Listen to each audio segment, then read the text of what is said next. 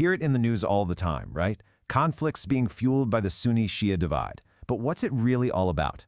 Well, in this explainer, we're going to cut through the noise and get a handle on the history of this split, and more importantly, how it's shaping our world at this very moment. Okay, so why should you care? Well, because this is not just ancient history.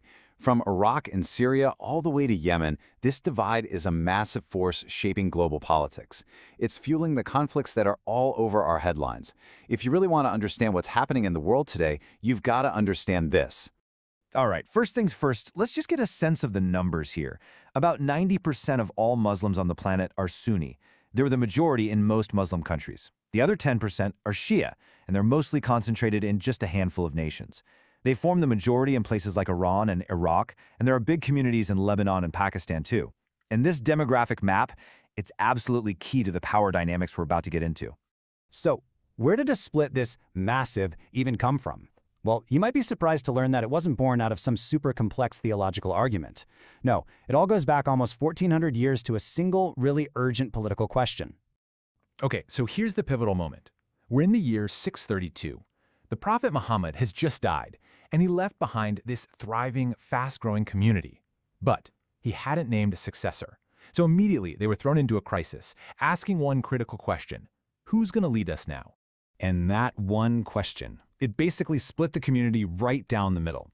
One group, who would eventually become the Sunnis, said the leader, the caliph, should be picked by the community, by consensus. They chose Abu Bakr, one of the Prophet's closest friends. But another group pushed back. They insisted that leadership had to stay within the Prophet's family, saying he'd already chosen his cousin and son-in-law, Ali. They were known as Shi'atu Ali, or the Party of Ali, and that's where we get the name Shia. You know, for a few decades, this was mostly a political thing, a disagreement over leadership. But then, in the year 680, the Battle of Karbala changed everything. The Prophet Muhammad's own grandson, Hussein, was killed in the battle. His death, his martyrdom, took this political split and turned it into something much deeper and more emotional, a profound religious schism. It created themes of sacrifice and injustice that are still absolutely central to Shia identity today. Now, with a split this deep, you might think they disagree on everything, but that's just not true. It is so important to remember how much Sunnis and Shias actually share. Both follow the same core beliefs of Islam, what are known as the 5 pillars. They believe in the same God, revere the same prophet, and use the same holy book, the Quran.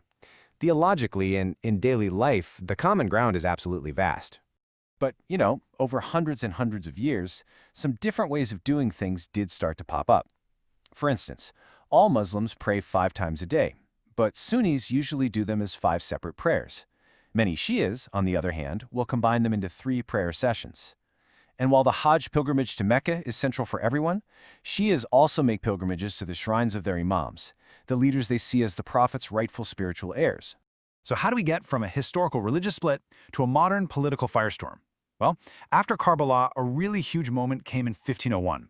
That's when the Safavid dynasty made Shia Islam the official state religion of Persia, which is modern-day Iran. All of a sudden, you have a powerful Shia state, and it was often at odds with its Sunni neighbors like the Ottoman Empire. But things were truly shaken up in our time mainly because of 2 massive events, the 1979 Iranian Revolution and the 2003 invasion of Iraq. Let's just pause on that date for a second. 1979. If you want to point to one single year that threw gasoline on this fire in the modern era, this is it.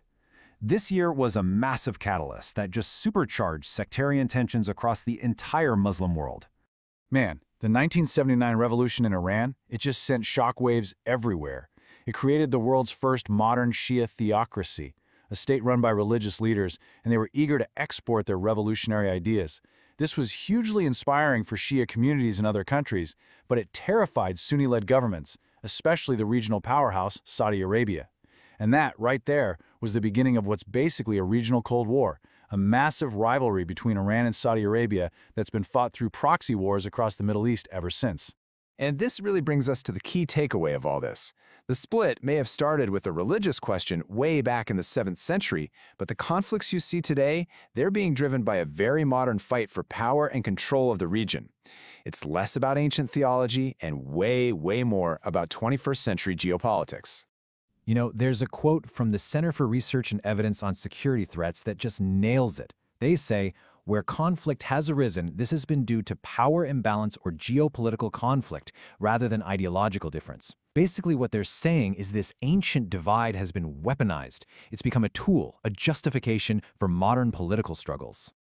So we'll leave you with this to think about. The next time you see a headline about Sunni-Shia conflict, just ask yourself, am I really watching a 1,400-year-old religious war play out, or am I watching modern political powers use the language of an ancient divide as an excuse for a very modern struggle for power? It's a really important question to keep in mind. Thanks for watching.